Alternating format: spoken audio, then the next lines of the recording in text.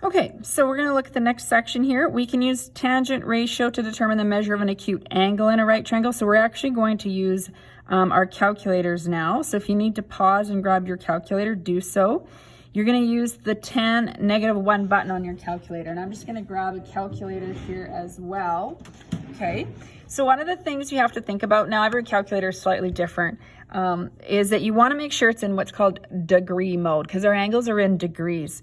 So I have a little D written on my calculator display here, so I know mine is in degree mode. Every calculator is a little bit different. Often you go into, I believe for this calculator, you would go into mode and you would hit it a few times. Yeah, I had to hit it a few times, and I want it in degree as opposed to radians. So I would choose the one, I have it in degree. So make sure, if you're not sure how to convert it to degree mode, look at your manual. If you don't have your manual, just type in a Google search what type of calculator you have and say, you know, degree mode, and it pops up right away. Okay, so make sure it's in degree mode for you to do that.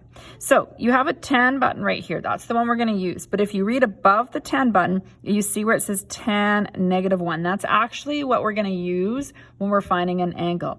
So the way I would actually get to anything that's above the buttons is with my calculator shift. It might not say shift on your calculator. It might say second or whatever, but it'll be that top left corner button. So if I hit shift, tan, you can see how on my display it shows tan -1.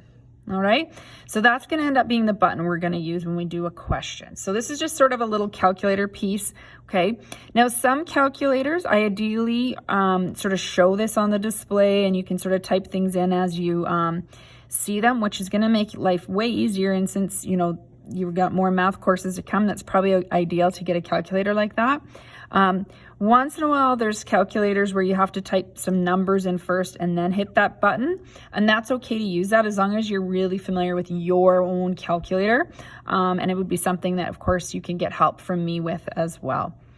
Okay, so make sure you have your calculator, maybe play around with it a little bit before you watch the next video on example 2.